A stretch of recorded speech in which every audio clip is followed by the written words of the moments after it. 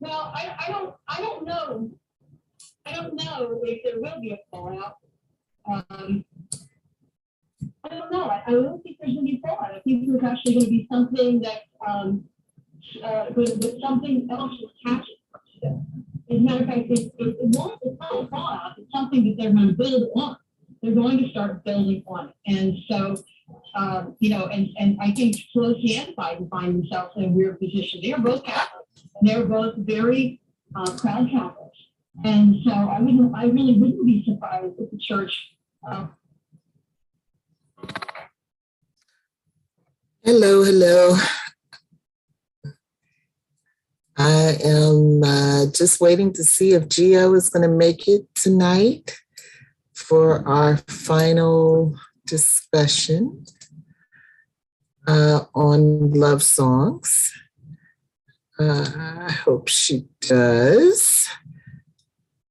But if not, we'll have to make other plans. So I will be right back.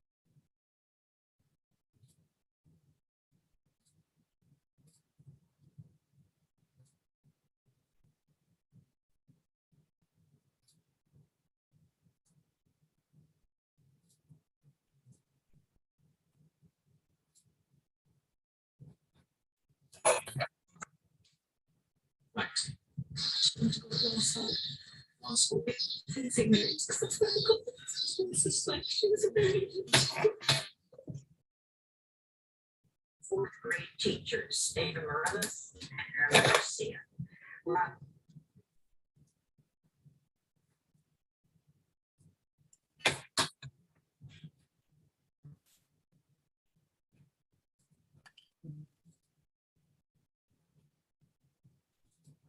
Hey, Michelle. Hey! Here we are. The last one. Yeah. Yay! We made it. Yeah, I think that was a really good decision that we made to pick up the pace. Oh, yeah. Yeah. Otherwise, we'd be about midway at this point, I guess. Oh, Lord, no. Feeling like there was no end in sight. You might have been down to one person, okay? That's all I'm saying. Yes. No, we did good. And here it is. Just make sure. Yeah. So, you ready to get started? Yes, I am. You ready to get done? Ready to get done, okay. Oh, man. I get it. The Love Songs of W.E.B. Du Bois. It's a big one. By Honorée Fanonne Jeffers. And we started this on January 11th. And tonight is our last weekly discussion on this book, focused primarily on song 11. And, and that's basically it. We're doing this as the Global Black Feminist Reading Circle. This is the 17th book that we have had public discussions on. And what else? You can learn more about us. See, now I'm tired. You can learn more about us on our Facebook page, our YouTube archives, Global Black Feminist. And we have a website called Reading Changes Lives, readingchangeslives.wordpress.com. And I'm Michelle Odom. I'm in Brooklyn, New York, and happy to be here. Okay. And I'm Georgette Moses, and I'm joining you from Columbia, South Carolina. And I'm really happy to be here. I'm really happy that neither one of us is in Buffalo or Uvalde, Texas right about now. Oh, my goodness. Yeah. I don't know what's wrong with this country, Gio. It's just, you can't even get through morning one, before it's on again. I was just on Facebook, and one of my friends had this post that had a list of school shootings. And I don't know what the time frame was, but the list just went on and on and on. And I was scrolling and scrolling, like, where's the end? Where's the end of this list? Yeah. I can't imagine. I don't know how parents, manage to send their kids to school these days. I don't. Yeah. And I don't know what the schools can do. In New York, today the mayor had a press conference where they've confiscated a whole bunch of handguns from students. So he's asking parents to go home and talk to their children and find out if their children know other children who come to school.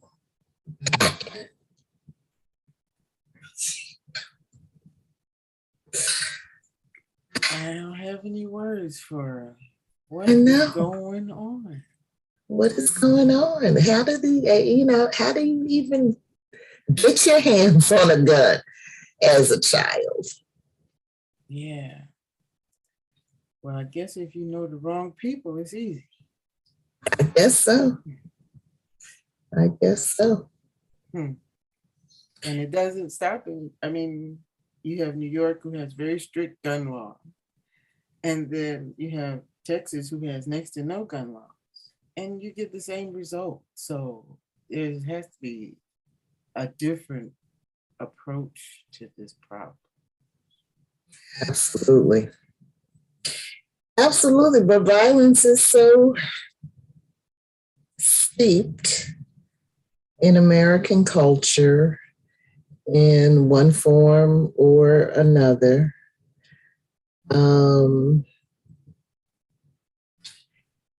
So I don't know. I just think we have to really dig deep to get to the root of it. It just doesn't seem like we're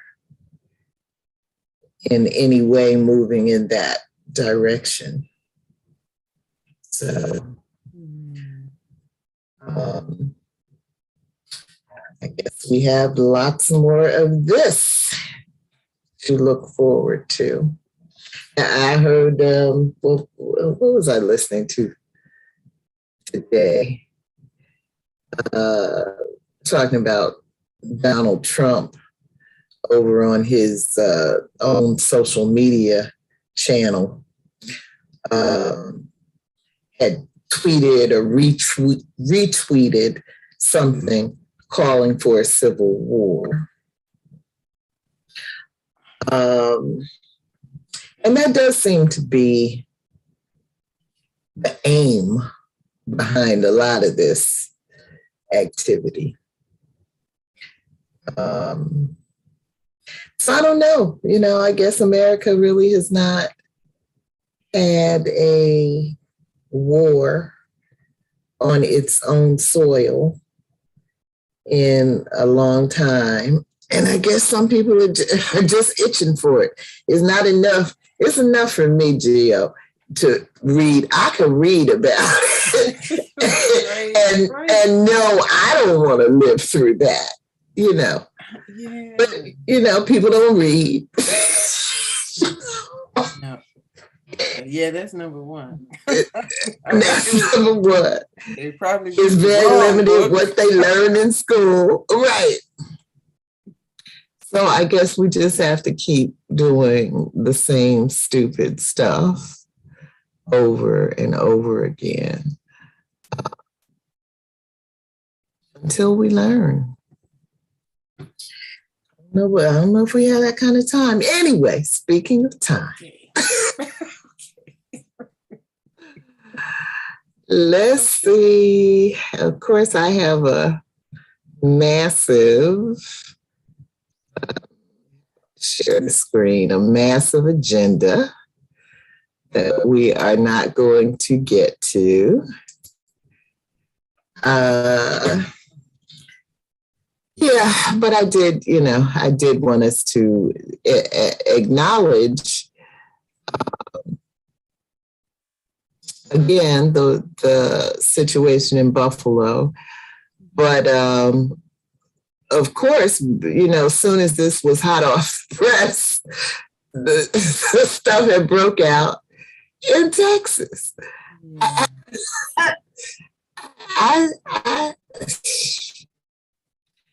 don't know what to say.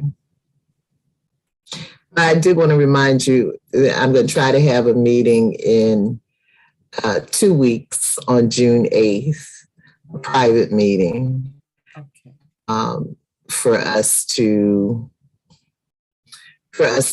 figure out what we want to do next. But the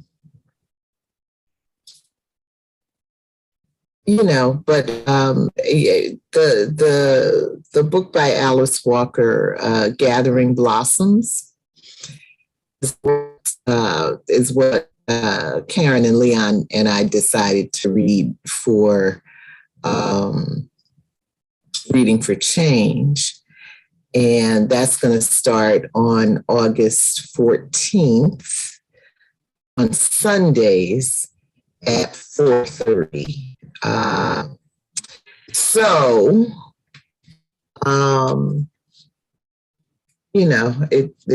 It might be, since Alice Walker is such a great Black feminist womanist, that, if people can do that time and are interested in that particular book, that we could just all gather over there.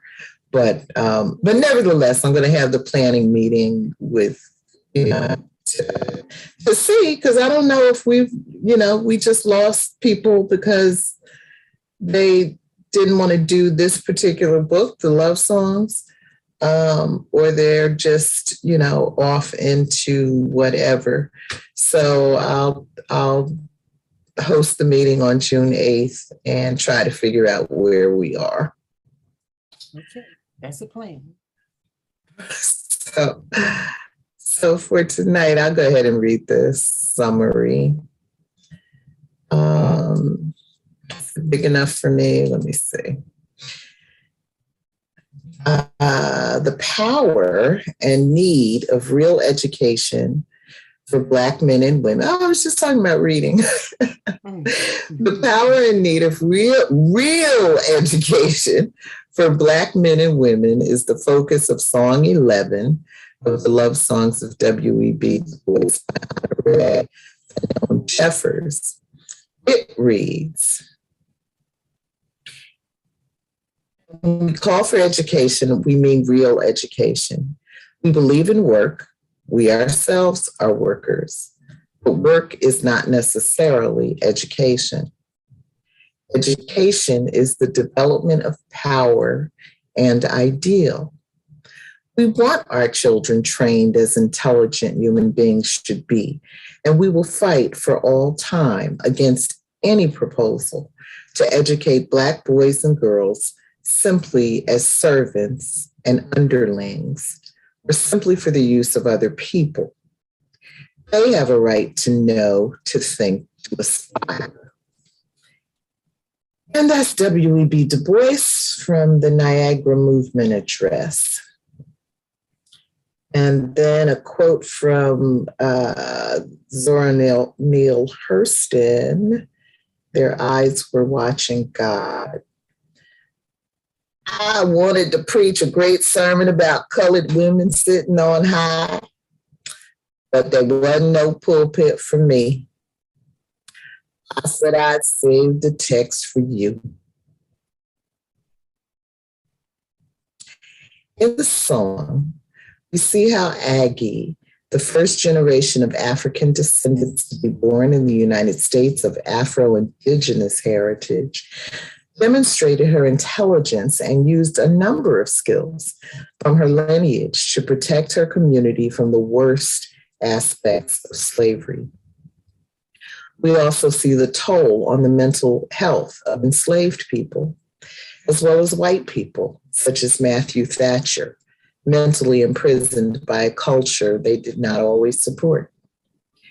In the chapters covering Ailey's experience in the present day, Uncle Root is honored at the Routledge College Founders Day and passes the torch to Ailey. Dr. Oladara delivers a speech on the importance of education for Black men and women.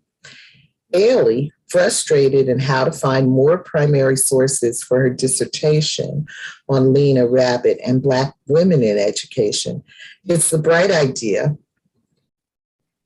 to consult the elders. Much like the slave narratives gathered by the WPA, she interviews Uncle Root, Miss Rose, and Miss Cordelia. Her own research allowed her to share some things with the elders they never knew, and to learn things from them she never knew. Ailey could see how much knowledge and history had been passed down through the stories, beginning with things Aggie had shared with her granddaughter, Eliza, too. David and an ailing Uncle Root renew their age-old debate on Du Bois versus Washington, touching on several important events and themes in Black history and culture. Ailey joins in their discussion, bringing the topic up to the dawn of the Obama presidency in 2007.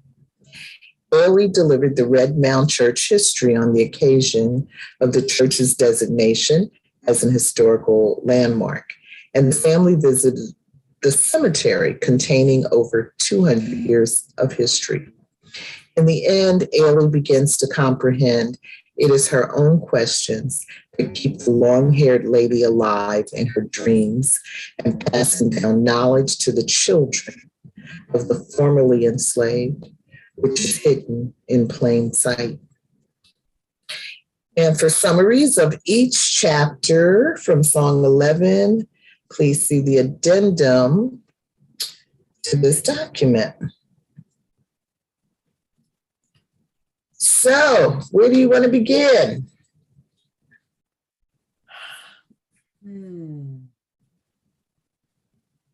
Well, we can begin anywhere, but we can start at the top. Okay. You want to see a question? Yes.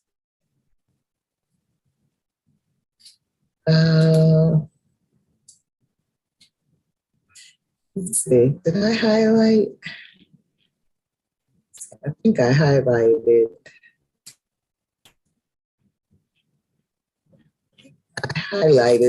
Yeah, I did. I highlighted.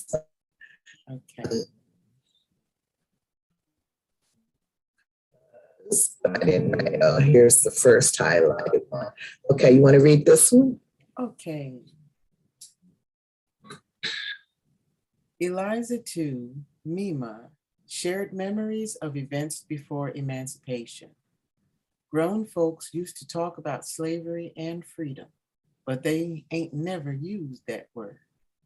Mima was reluctant to share her last name during slavery with the white man from the WPA, even though Thomas Pinchard Jr., Uncle Tommy, Pearl's brother, was very protective of the family. Negroes back then, we was afraid of the government, and this was a white man from the government. A. Why isn't Emancipation Day a national holiday? Is Juneteenth a satisfactory substitute? B. Suspicion of government has been passed down in the Black community like a cultural inheritance. In what way has this tendency to suspect government is up to no good been seen during the pandemic? And how does it serve us in the present day? And C. Eric Schmidt was on a recent episode of Firing Line, the conservative talk show.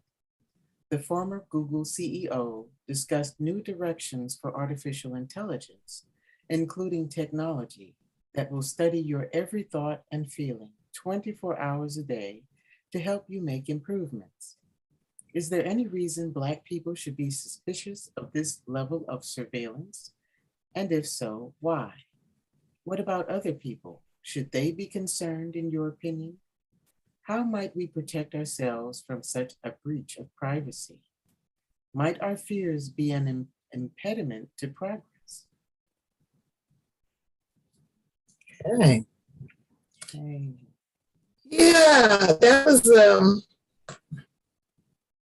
well, to me, it was a scary show. But Margaret Hoover interviewed Eric Schmidt, and white people, they were both cool, calm, and collected, and like they were just talking about the most wonderful thing in the world, and I'm like, what the what? Yeah, I got through half of it.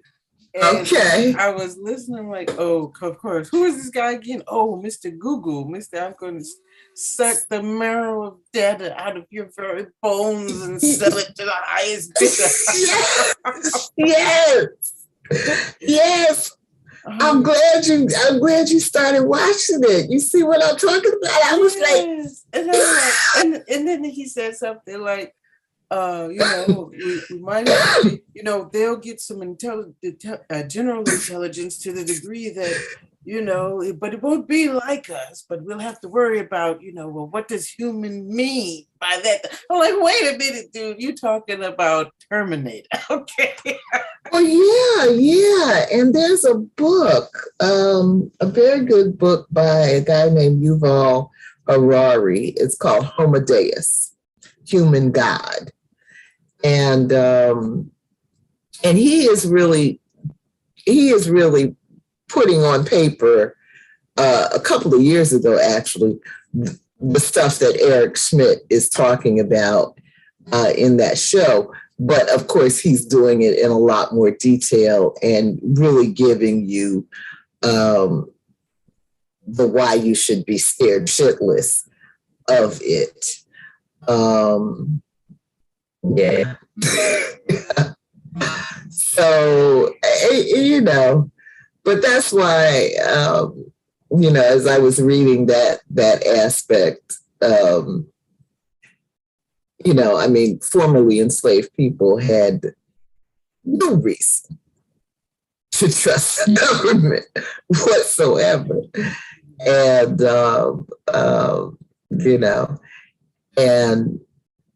And we have inherited that, healthy skepticism. The question, though, for me is, but what can we do about it? What can we do about it? Well, according to Edward Snowden, it's too late. Yeah. Yeah, I think that's right, because I remember, I don't know, several decades ago. You see, I read 1984. probably in 1984. You know? That book was written in the 1950s. So Orwell was projecting this, intense this 24-hour surveillance in the 1950s. And so I would say, at least from the 1980s, I could kind of see the things that were happening in society that were like, okay, we need to get on it. We need to stop this right now, because Orwell had already shown us how far this could go. So now here we are. And just as cool as a cucumber, Eric Schmidt is telling us we're going to have something listening to your every thought, tracking your every biological movement. Yes. Yeah. We're going to know what you're dreaming about. It's not good at all. And we want you to have a smile on your face as we do these things. Yeah. This is part of, that transhumanist movement. Yeah. There's a limit. No, go ahead. There's a limit to how far you probably should go with technology if you leave your humanity behind. Yeah. And these people are just so happy about it. And you're right. He was like, I don't know. some data, Dr. Frankenstein. Yes. Oh, he was just salivating, and yes. And it's so wonderful. And, he'll be the frozen head in the container while the Terminator, the T-55s are running around. Said, shut up. You don't want us to turn it up, do you? Want us to turn the accent on you? No, and we're already under, such a high level of tracking, our smartphones and all that. On the same post on the website, I think I included the conversation with that Melissa Harris Perry has, which, if you get a chance to listen to that, is also very interesting. So she's talking to somebody about, so they're talking about our abortion rights being taken away. But they're talking about how your phone can be the thing that gets you caught. You know how they're trying to criminalize everything, They want to criminalize the doctors, criminalize the patients, criminalize everybody. Mm-hmm. And so they were having this discussion around whether or not, like a text message or something, something you put on your calendar, on your phone, mm-hmm. be used as evidence against you in your trial. And so she gave some technical advice on, which I wrote down somewhere, but do I have it? I don't know where I put it. But she gave some technical advice on software you can install now so that every little thing you do, is not tracked. Wow. But yeah, it's everywhere. It's everywhere. Because I'm always wondering, like the thing about the bounty hunter thing they were doing, I think that was down in Texas or Florida, where they wanted to pay somebody $10,000 for dropping a dime on somebody who was thinking about having an abortion. Oh yeah. And so I'm always wondering, well, how's anybody going to know what you're thinking about? Mm-hmm. How's anybody going to know what the conversation is between? Well. Meanwhile, all of our medical records are electronic. Okay.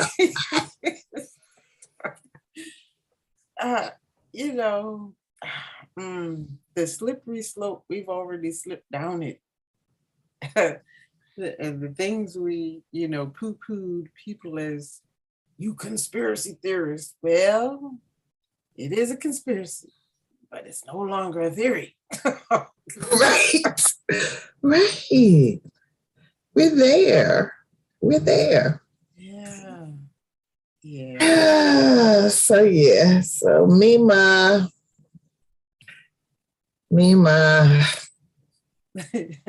she knew, she didn't know what this white man was here, but he was asking a lot of questions. Yeah, and they don't even tell their own people. You want to know what? Yeah. Nevertheless, I am glad that WPA collected those slave narratives so that we have a glimpse, into the truth of it today. In fact, let me show you. I was just looking at a really horrific picture on one of my Facebook friends' pages, and because I was getting ready for the meeting, I didn't have time to stop and tell them that I am currently being punished by Facebook. No. Yeah. Facebook jail. I'm in Facebook. Well, did you notice that I didn't set up an event for tonight? Okay.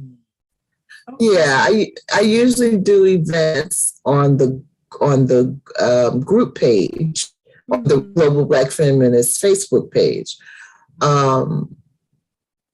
where I invite people, and that's where I, collect all of the materials related to the event. Yeah. But last week I had posted this picture. And I had used it with Reading for Change. And Facebook, 2 weeks ago, this happened. And Facebook has had me, and I don't know, some kind of modified restriction ever since then, which included not allowing me to set up an event. Wow. On our Facebook page, because they said that this image goes against their policies. Now, the image that my friend had today was way more graphic than this, because he was showing a man's back, after it had been whipped and torn apart. And so, of course, it was a gruesome scene. He'd probably get punished too. So apparently they can do the lynching, but we talk about the lynching. Yeah. They can go out and do mass murder, plan it online, live stream it.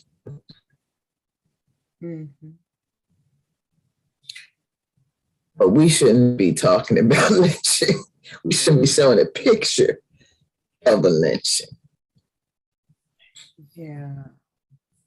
Which makes me wonder if there are still any actual people doing the reviews, or is it just, an algorithm?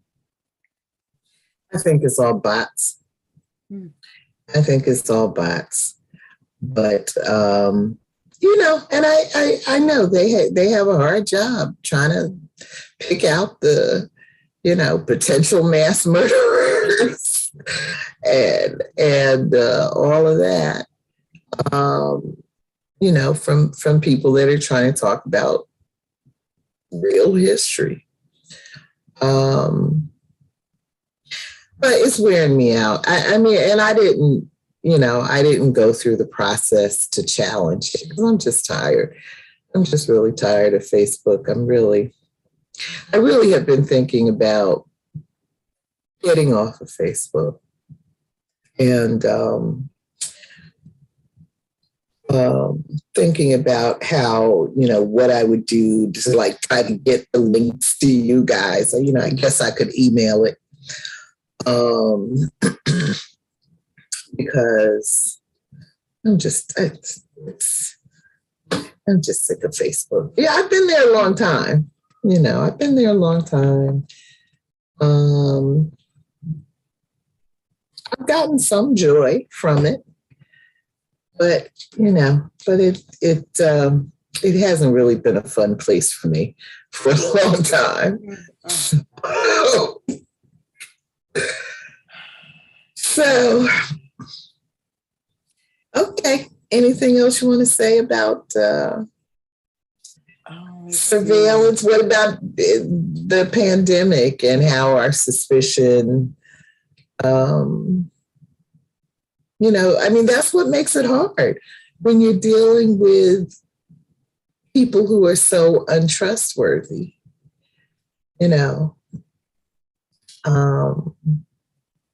like the boy who cried wolf, you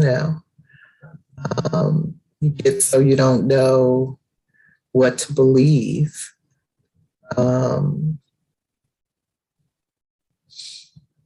Yeah, and I think that's on purpose. I think it's on purpose. And that's how a large percentage of, I guess, the population all over the world can deny, things that other people know are facts. Because they don't even know what a fact is. The definition of a fact is no, there are now alternative facts. Right. That's a lie, man. Right. Our language is so fluid because our minds are so soft. There's so much corruption.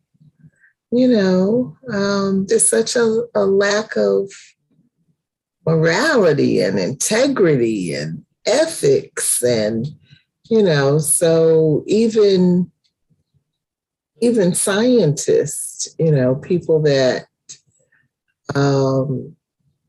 they've always lied. I'm just thinking about, remember medical apartheid, and how they would come up with those diseases to explain why folks had run it with drapetomania. Okay. Which just shows you that peer review is not the end all and be all. Right. Correct information. Right. Together. Hey, I wrote this junk. Oh, it sounds great. Publish it. Right. Yet and still they have this image of being focused on truth and,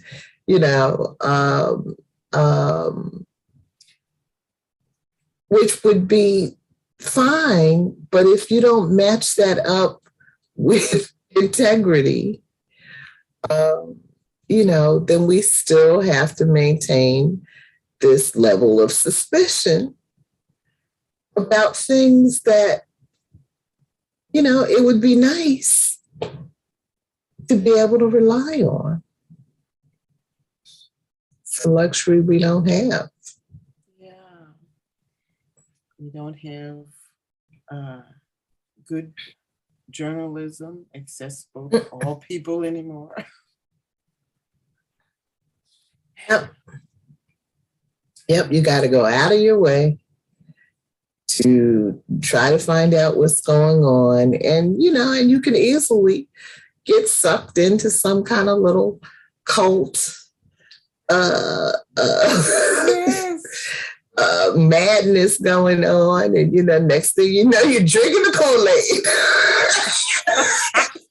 Isn't that the truth?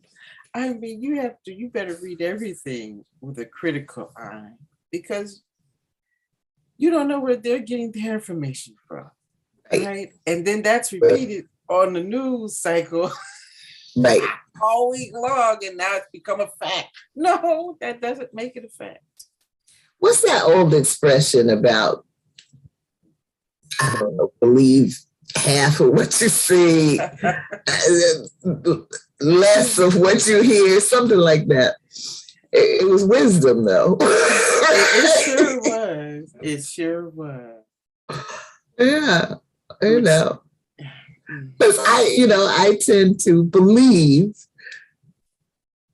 what I have seen with my own eyes, heard with experienced for myself.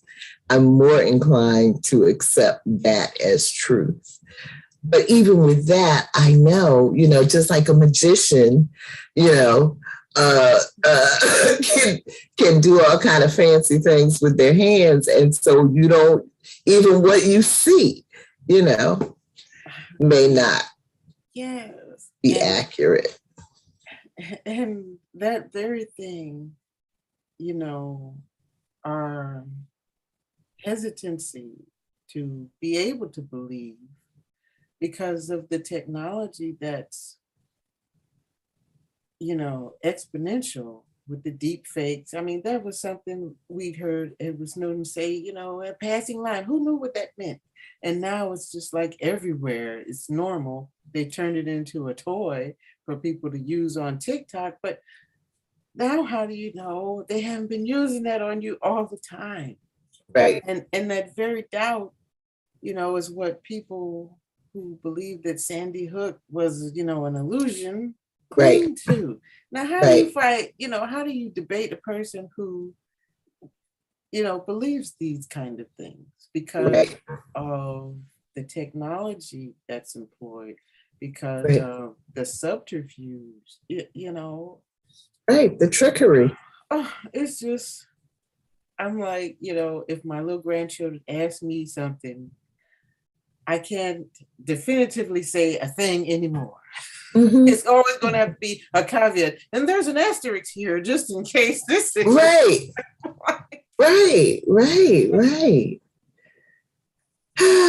So, but that is, that's wisdom that Black Americans certainly have from slavery, if not before. But I think white folks, can, and some do, have their own level of suspicion. I'm thinking about that video you sent me the other day with the white guy.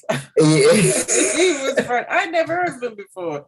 And came across my lead. Like, wow, okay. And I was skeptical. I don't know if I want to click on this, but I'm glad I did. He was hilarious and educational. Yeah. He's the kind of white guy I like, which to me is the kind that is doing their best to figure out what's true in their environment. And so for him, white folks thinking they're supreme is an obvious lie. For to know them is to know that is not true. So that kind of white person, I think has a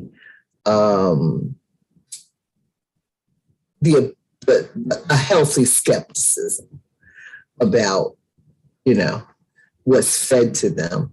But I think white people, even more than Black people, I think white people are more at risk, really, of being sucked into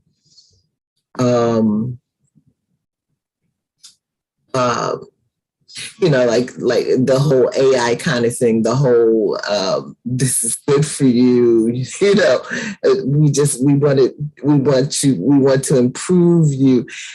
Black folks are always going to be looking at that, side eye.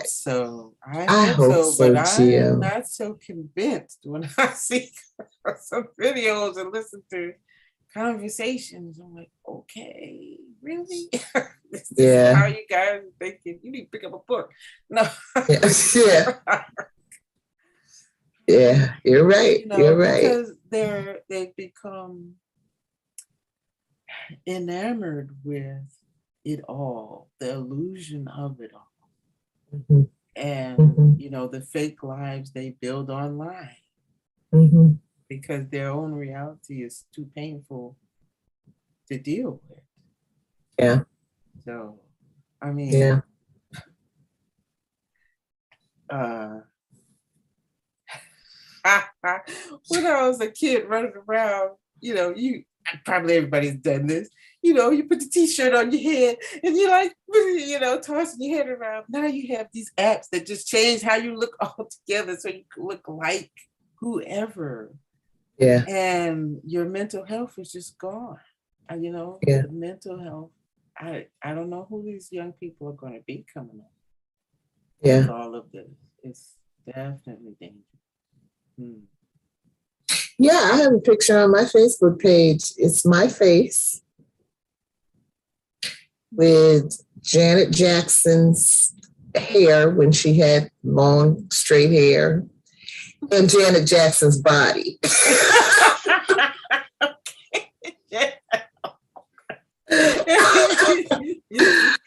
I was at some event. This is years ago. This is like the early days of photoshopping, right? And I was at some event, and that was the gift that they were giving to people. You could get a picture of yourself in any of these backgrounds that you wanted. So that's what I did. But it seemed harmless. It seemed harmless, yeah.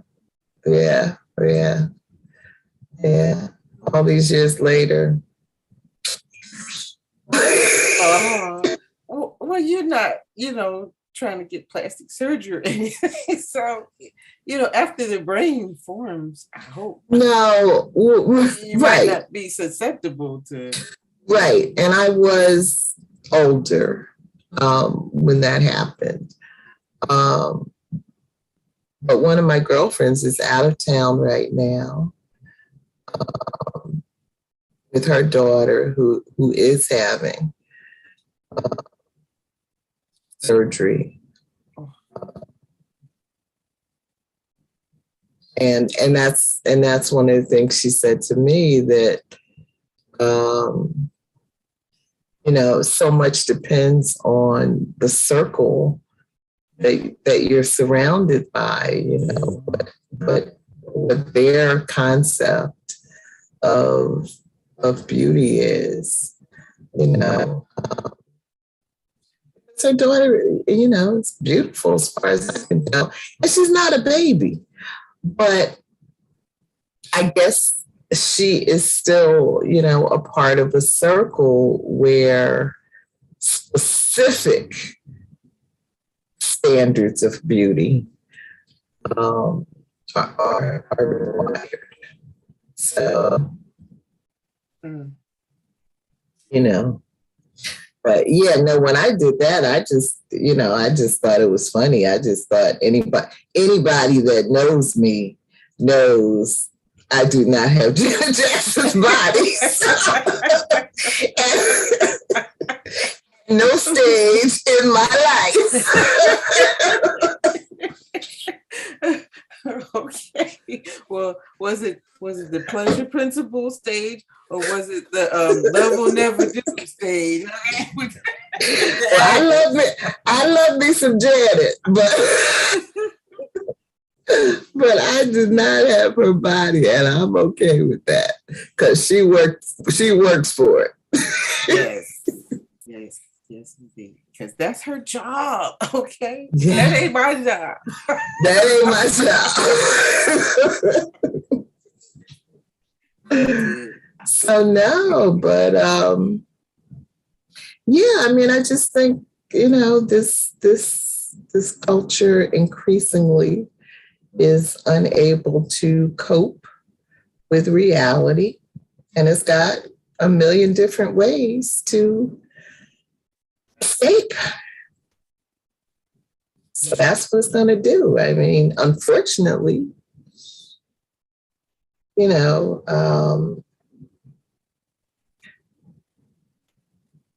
truth, reality, is kind of a survival capacity Mother Nature gave us. Was I listening to somebody the other day saying, if you're walking through the forest back in the day and and somebody stops because they think there's a snake rattling in the leaves. One person stops, the other person runs. But it's not a snake, it's a piece of wood. But if that happens over and over again, eventually the guy that stops is going to be bitten by the snake. Because the little instinct that we have to run, sometimes that's what you should do. Yeah.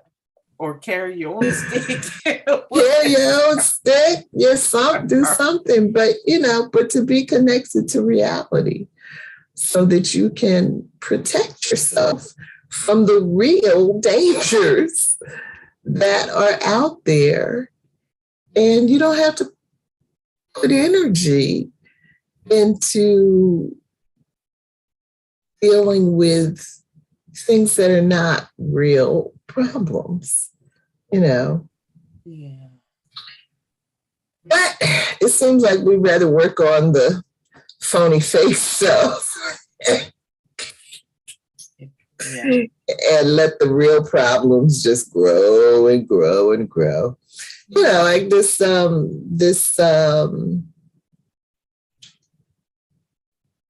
cycle of mass shootings.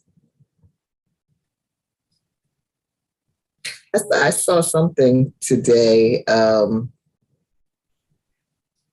didn't share it, but it was a cycle, and mass shootings at the top, then media frenzy, and then thoughts and prayers, and then take no real action, and then mass shooting, and then media frenzy.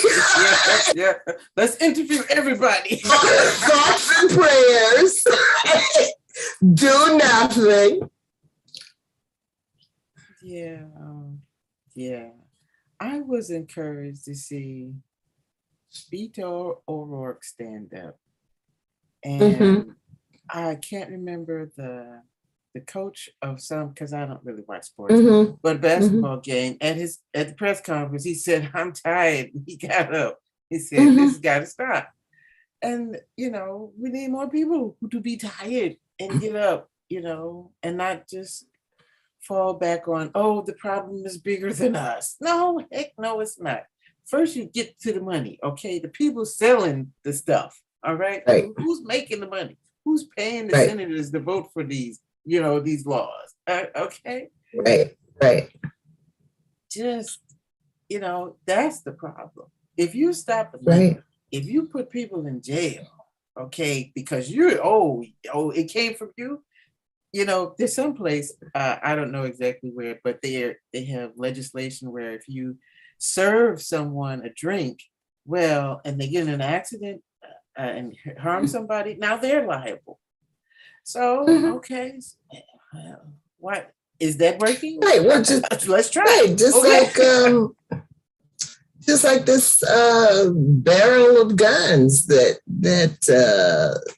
the New York mayor was showing off today that he collected from children.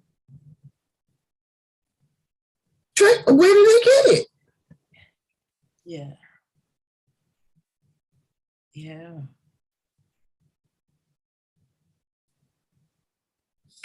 So yeah, there's always stuff that can be done. I keep hearing them say 90% of Americans want gun reform. Oh, well, who they voting for? Okay, who when they go to the ballot? Right. How many guns do you need? Okay, one in a spare, maybe. Okay, you don't need like 10 and 15 up in there. And if you got an AR-15 to go hunt a deer, it did need a flak vest and some guns itself to protect itself. This 18-year-old kid, I still haven't seen clearly, I don't know if they've released it, exactly what kind of weapon he was using, some kind of rifle. Yeah, I think it was an AR-15 and he had a handgun. Mm-hmm. Yeah, because you take out 21 people. Yeah.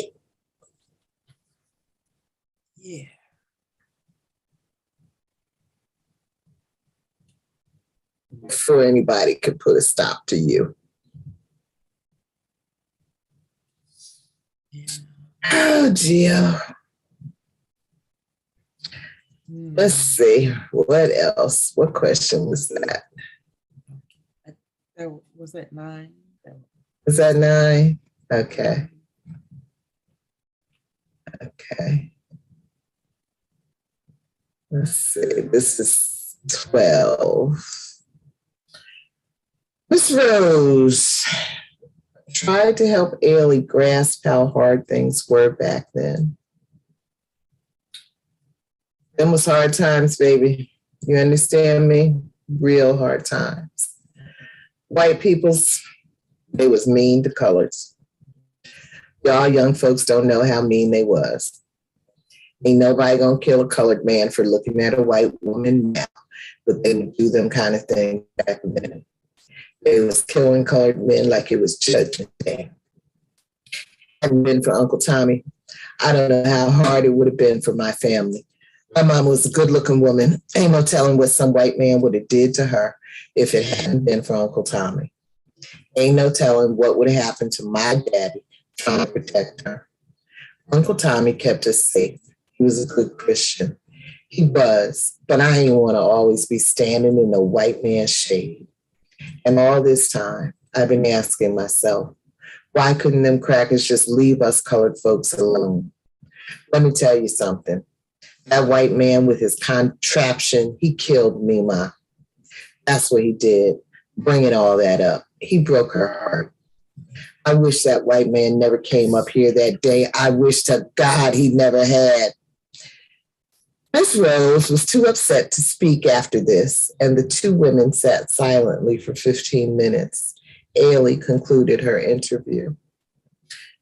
Look at the cause and effect reasoning of Miss Rose. She believed Mima had died because of the pain of talking to the white man conducting the interviews a year before her death. Is talking about painful memories enough to kill us? Is it understandable that people who experience so much trauma would rather not recall those painful experiences? Do you suspect Ailey's interview will be the death of Miss Rose? What impact has withholding these stories had on Black people as a whole, if any? How else can we learn our history if our family members are reluctant to share? Look at the recent mass murder in Buffalo, New York. Like Miss Rose, do you sometimes wonder, why couldn't them crackers just leave us colored folks alone? How might you answer this question for Miss Rose?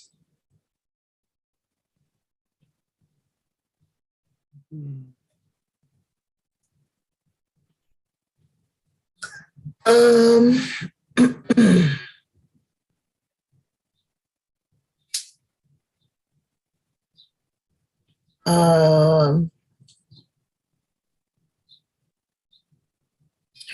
I don't know. This first question, can talking about your pain, is it enough to kill us? They tell us the exact opposite is supposed to. It's supposed Right. to help, right? It's supposed to help, right? And Mima died a year later, but stress kills. Yeah.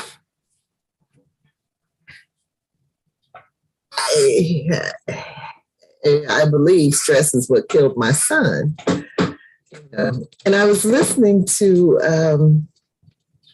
there are two Black writers from the Washington Post who just did a book about George Floyd's life. And apparently they go deep into the crannies of structural racism. So they look at how he was affected by the prison industrial complex, housing discrimination, education, all just the gamut. They even go back into the slave history of his family. Wow.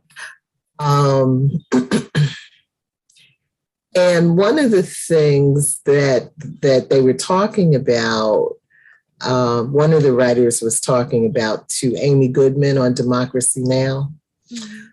Was about cortisol and how, like, he was saying, like, if you have a little bit of cortisol, because you're taking a test and you're anxious about that, and that's, you can survive that. That's okay. But when your cortisol level, which is like picking up your stress level, is consistently high or high for a long period of time, that is actually what kills people. So, so I think when I first wrote that question, I'm thinking, I'm thinking like, talking about your problems is good for you. But the more I thought about it, and and the types of things that Mima had seen, the types of things that she didn't want to have to talk about, I said, well, maybe Miss Rose, was on to something. Yeah, she could have. I forgot some psychology documentary I was watching a while ago, but one of the points I took away from it was that when you talk about the event, you relive it with all the emotions that go along with it. So given, like you say, the extent of the cruelty and the harsh day-to-day life she endured, and the pain, loss, the suffering of loved ones, if she relived everything, and of course, she was still thinking about stuff tangentially, right, to whatever she did tell that guy, she was thinking about the whole circumstance. And once you start on that, that train, you keep going. So, and strangest things remind you of, right? So, maybe so. mhm, mhm. Yeah. So I felt bad for Ailey because, Miss Rose was so upset by the time Ailey finished talking to her. Right. And then you find somewhere in there there's the passage where Uncle Root said that she didn't want any of her mother's furniture. That's why she gave it to Uncle Root, because she couldn't stand to see it, because she missed her mom that much. So Yeah. you might be on to something. Yeah. Mm-hmm. So I thought this, overall, I thought this section was pretty good. And I like the, because it's true. We have a practice, part of the Black culture, to really not talk about a lot of the painful things that we've been through. But I like the way that this chapter or this section, really looks at some of the resources that are hidden in plain sight, like the cemetery. Yeah. And all the sort of information that contains. Or the archives. I know when me and Karen and Leon were talking about something, and Karen, who has a doctorate, right? Karen was saying, oh, well, you could get XYZ from the archives, right? And Leon was like, well, how would anybody know that?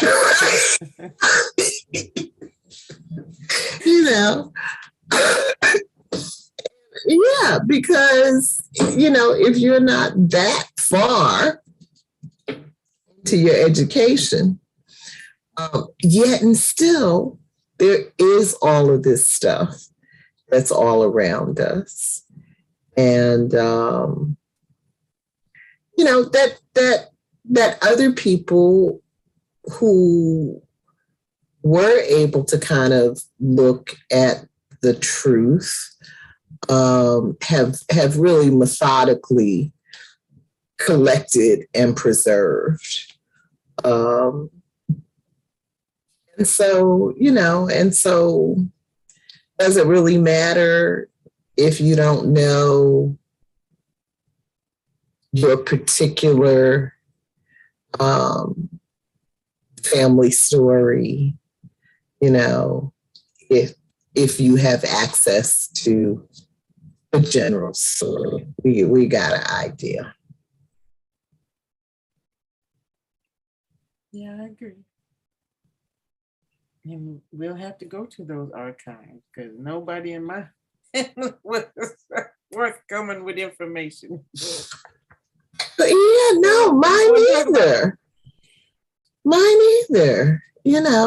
Especially from the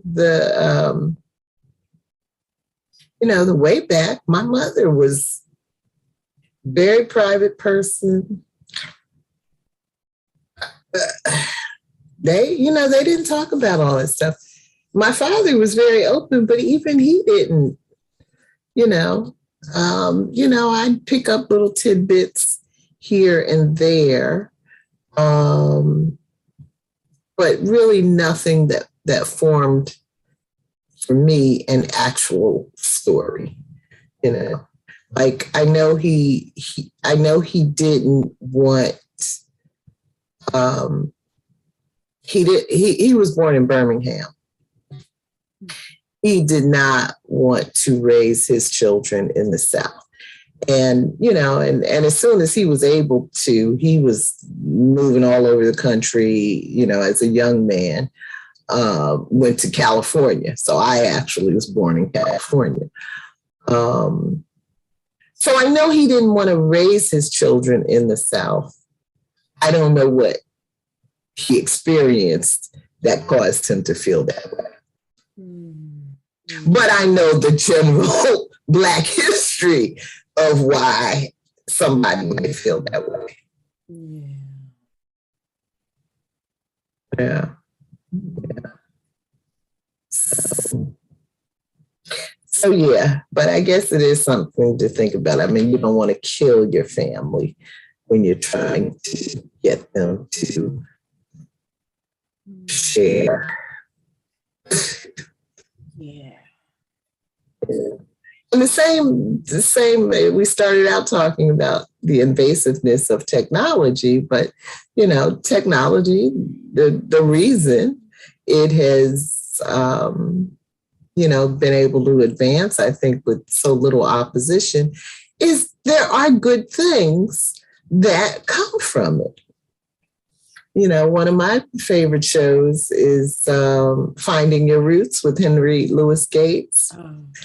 And last night he had on 3 Black people, Gail King, Issa Rae, and the guy from Key and Peele, Mr. Peele. Oh, okay.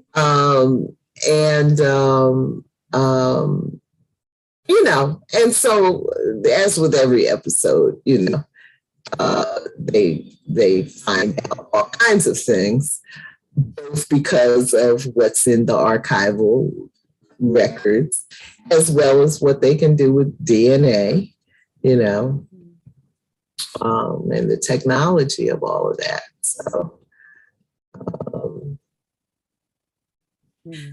so yeah, I guess don't kill Nana.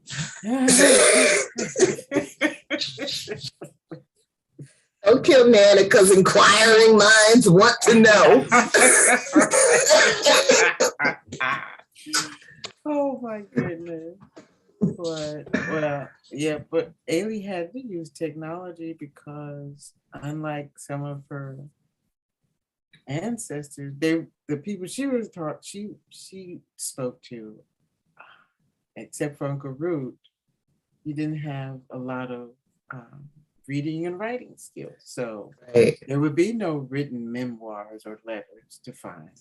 Right. Record them, which probably gave a lot of depth, a lot more depth than a letter. Even. Mm-hmm. Absolutely. Yeah, no, it's and she was sensitive, like I'm thinking about how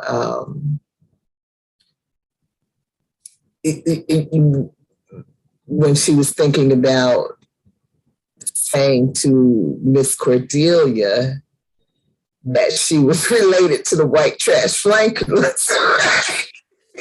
Miss Cordelia would have had the vapors. Yes. What? Those dirty gossips? We never. Those scallywags. Wildly. And then you admit, but I love the Blacks. Yeah. So that was good. Yeah, she was a complicated white lady. She was. All right, let's see. Maybe we can do one more. Why couldn't them crackers just leave us alone? That's $1 million question. Let's see. Tom Jr. I think.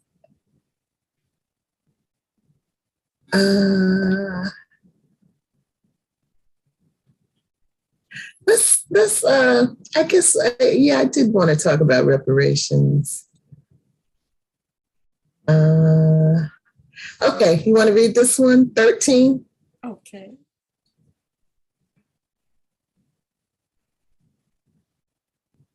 Am I sharing it? No, you don't. No, you're not sharing it. But I do have it pulled up. Oh, okay. I can just read it off mine. Okay. Okay, like Agatha Christie, Cordelia is happy her mother passed away when she was a child, for she would not have been pleased to know Tom Jr. left Wood Place to Root and Pearl. Cordelia apologizes to Ailey for slavery and all, acknowledging she does know Root and Pearl were her uncle and aunt. It's all right, Miss Cordelia. It's not your fault. Slavery happened before you were even born. No, Ailey, I really mean it. I'm just so sorry. But colored and white, black and white, I mean, don't you think there's always been love between our families? Because I love Root so much. And I love Pearl when she was alive. My daddy did too. Pearl was. She was my daddy's baby sister. And Root was his baby brother. Did you know that? Ailey understands that Miss Cordelia is trying to give her something or to clear her own conscience and knows there's no point in berating her. So question A. Tom Jr. had been generous with Root through the years. Was his bequeath to Root and Pearl adequate compensation for what they did not receive from Big Tom? And question B. Was it right for Ailey to let Miss Cordelia off the hook as she did? What about white folks in general? Is it necessary for them to acknowledge the crimes of slavery and make reparations in some way? How would white people benefit by making reparations to Black people?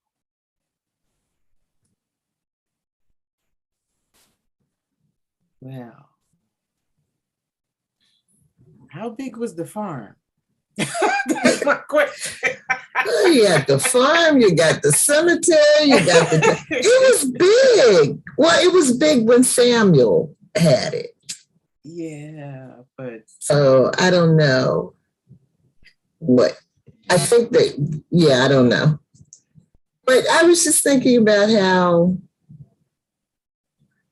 So Big Tom, a white man, left apparently his entire estate to his white son.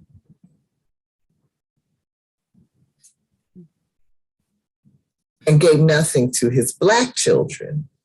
So I guess Tommy Jr., out of guilt or whatever was motivating him, threw some crumbs at Root and Pearl. That's how it looked to me, you know. Well, I think that's why I said, was Tommy Jr. being generous? And maybe he was, you know, because I don't know the size of Big Tom's estate, but. No, but I think Cordelia said that he sold half of it and left her the money to live off of. And then the other half went to Root and Pearl. So at least it seems fair. I mean, what are you going to do? It's better than nothing, right? Yes. Yes. Better than a whole lot of people have not gotten. Yes. Yes. Absolutely. So, and then Ailey was so very tactful in her question. She was very skilled. She was. Oh my goodness. No, she couldn't have brought the hammer down on Miss Cordelia because her maid was at the very raising of Cordelia's voice. Her maid was right there. What you doing? What you doing, Miss Cordelia? Oh, good Lord. No, don't kill my. Don't kill the good white woman. Yes. Yes, yes, yes, yes. Oh my goodness. And you know, of what would it have profited? Would it made Ailey feel good? Maybe for a second, but then she felt guilty because Miss Cordelia had a heart attack right there. No, but I love it. Right.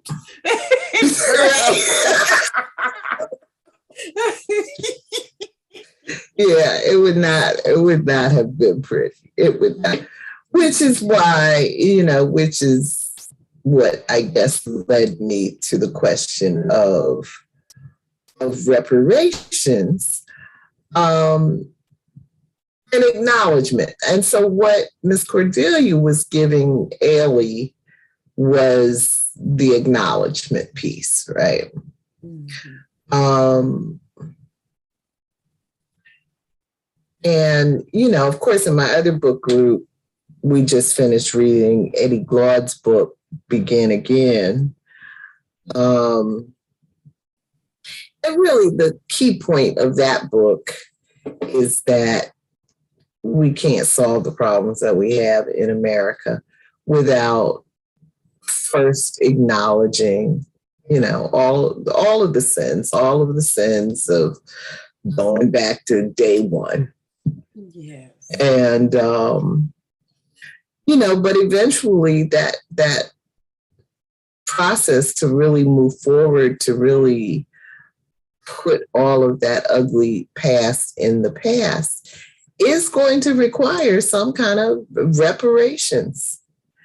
And, you know, whether we want to talk about it or not, whether we're ready to talk about it or not, that's just the way it is. You can't do, you know, that much damage and, you know, and just expect folks to move on and don't talk about it. And, you know, we're going to cancel the books in the schools and we're just going to pretend like everything. No, you know, the more you avoid it, the longer you keep, you know, you keep the wound festering. That's all. So, yeah, so that was not the work for Ailey to do with Miss Cordelia. But I do think it's the work that we have to do as a society, you know, if we ever want to be a healthy, functioning society. And I'm not sure that we do. Doesn't it feel like that? I mean, the level of insanity displayed, you got to live on this planet, two people. Right. And yet they're like, sitting on lighting a fire with gasoline drawers on. That's about right. it. Right. Okay. Right. Right. You know. So, you know,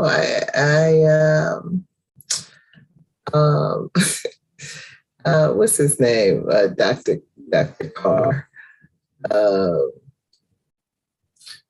was listening to a podcast he was on the other day where he was talking about let the motherfucker burn, you know, that Black folks keep wanting to save America.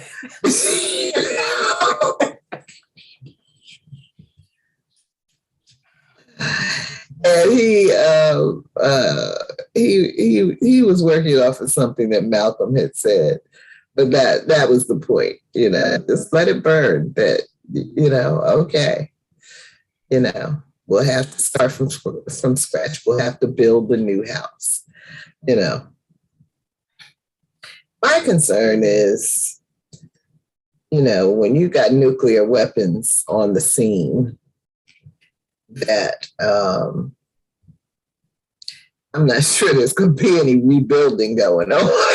Oh man, there's too many people of uncertain mental capacity who have proximity to nuclear weapons. Wasn't there an incident during the pandemic? And it was just like a blurb in the news where these, I want to say they're the National Guardsmen, and some missing nukes. And I don't know what happened, but nobody blew up, so I guess they found them cats. Okay. Oh, I don't know if I heard about that. Oh my goodness. Oh, and this is another reason why there must be penalties for people who speak this violent rhetoric, like we need to start a race war and everything is fake news. there must be penalties. Fuck that kind of free speech, okay? You know, there comes a point where you can no longer say, you know, I don't like what he said, but I defend his right to say it. No, motherfucker. Right. Cause a bunch of children to be slaughtered in school Right. trying to learn, Right. you know, perfect attendance. Right. Okay. Right. Right. No, right. They have to be well, and that's why it's so disturbing, you know, this whole January 6th investigation that seems like it's not going anywhere and it's not going to lead to anything. Oh my God. It just, you know, I hope I'm wrong, but it seems like, you know, it's just been a big waste of time and a distraction to, I mean, you know, that man should be behind bars for so many reasons. Yeah. So many. They should be lining him up. Okay, you're going to spend 10 years in jail for this. And when you finish, and then they, okay, come on now, we're taking you to the other prison because you're going to for this. I mean, and all his cronies with him because they're running around, you know, fancy streets, still flapping their gums and craziness. Yes. And people are electing these folks because, I'm going to come up because it's somebody else that's oppressing me. No, it's these people you're voting for. They're laughing at you at their COVID parties where they're drinking and snorting coke and humping cousins. I don't know. Yes. So it's you know, you're right, but accountability.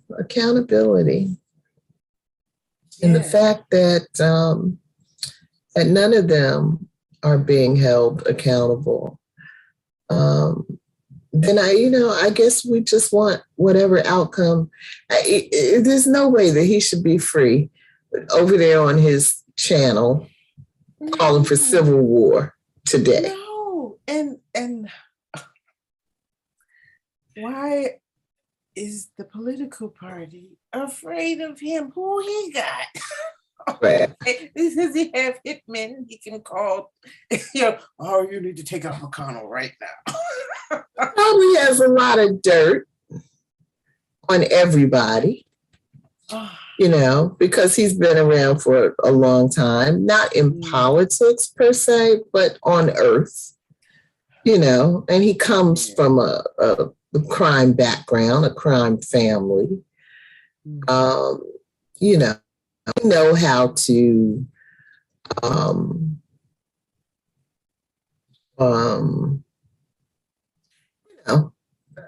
get people, put people in compromising situations so that they have dirt to collect and preserve for use whenever they need it. That's the only thing I can think of, because otherwise it just doesn't make any sense for grown folk to be this scared to stand up to a lunatic. Yes. Because did they redefine, you know, the definition of treason? Right. Is that what they try to do? Right. Oh my God. He should have been behind bars a long time ago, but I don't think it's gonna happen. You know, I don't think it's gonna happen. So, but anyway, let's end on a happy note. Let me see.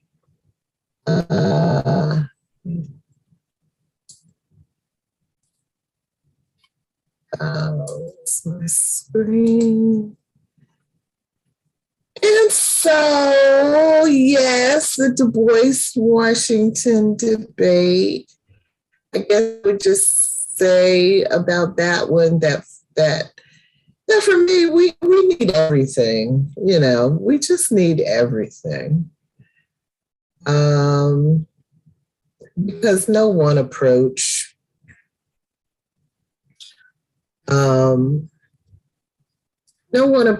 really worked for everybody.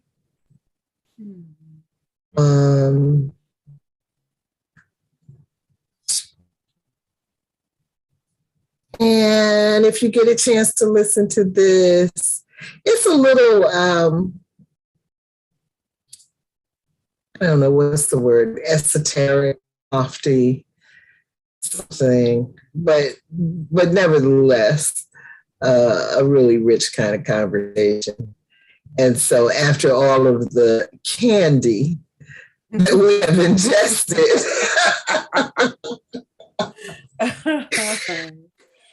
I think you might enjoy the conversation. Okay, any overall thoughts on the entire book?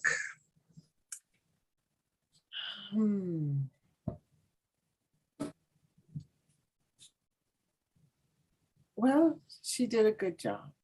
I think she did. And when I looked at her, what did she call it? The academia, well, her list of sources, all of the books that she listed there and her reasons, and then the context, the people that she spoke to and used as sources there, is pretty impressive. And I have to read some of those books. Yeah, and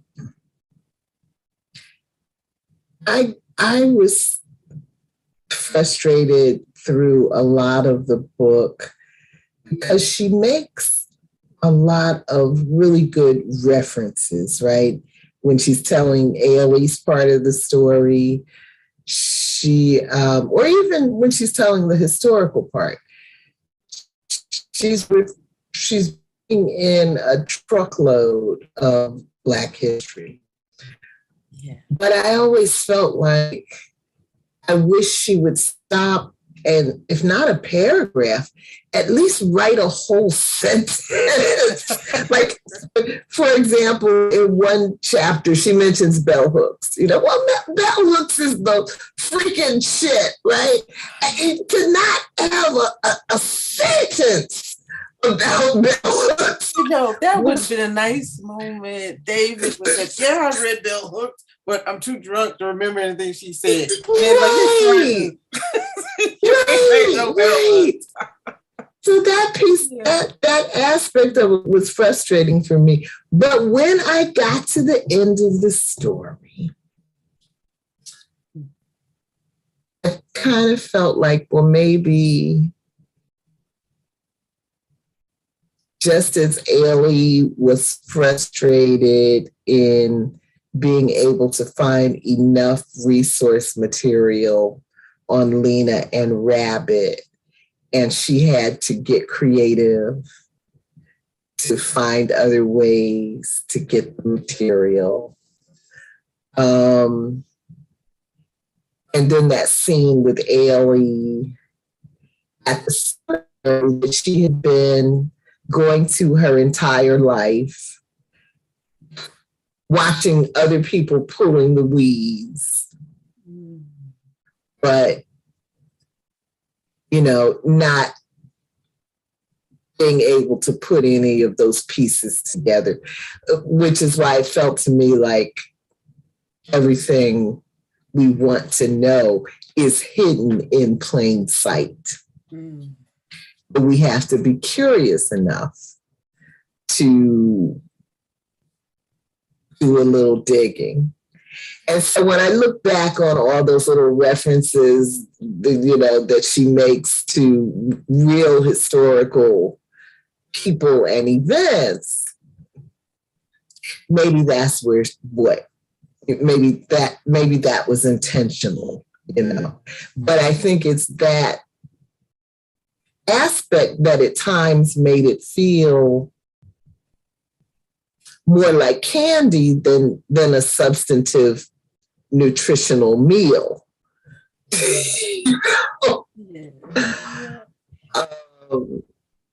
But yeah, I think that might have been the point of it, that you know, that everything we want to know is there. It is there, you know.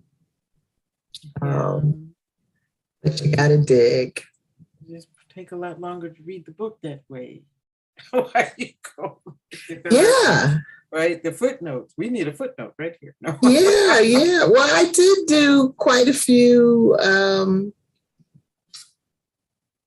post related to each section. I might not have got every section, but I did a lot because there was a lot there. But it was just a trace. It was just a trace. And it was only because I recognized something. I guess this is what was frustrating for me. Because I recognized a lot of the real history when I saw it, that's why I knew, if I go do 2 minutes of Google research, I will find the real story or the whole story here. Yeah.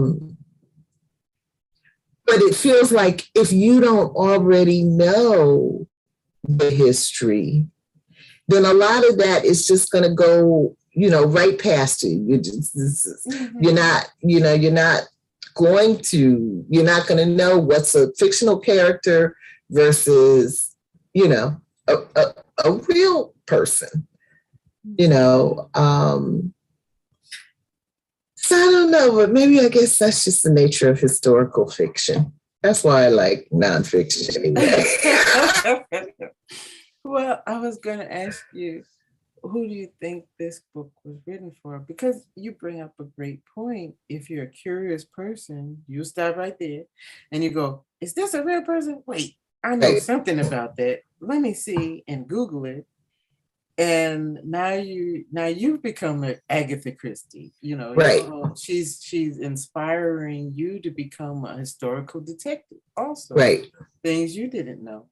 Right. So in that aspect, I appreciate that. But I think your posts help even more. She needs to link your post to her website, because I learned something about the Fugitive Slave Acts and Millard Fillmore and something he was involved in called the anti-Masonic movement. I'm like, what? They were hating on the Masons. Oh my God. So okay. Yeah, I didn't go down the rabbit hole, but I just, I was around the edge of it. And that's the thing. It's all a rabbit hole, right? If you really follow every clue, you'll end up knowing a whole lot of history. Yeah.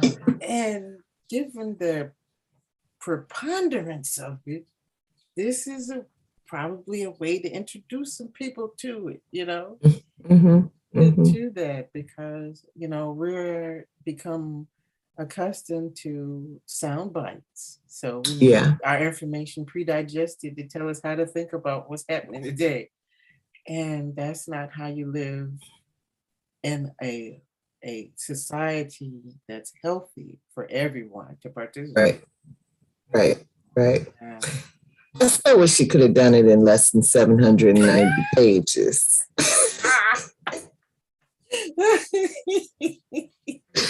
No, I think originally she had about 600 pages, and it was her editor or somebody that was advising her that said, oh no, you should go back and do this, you should go back and do this.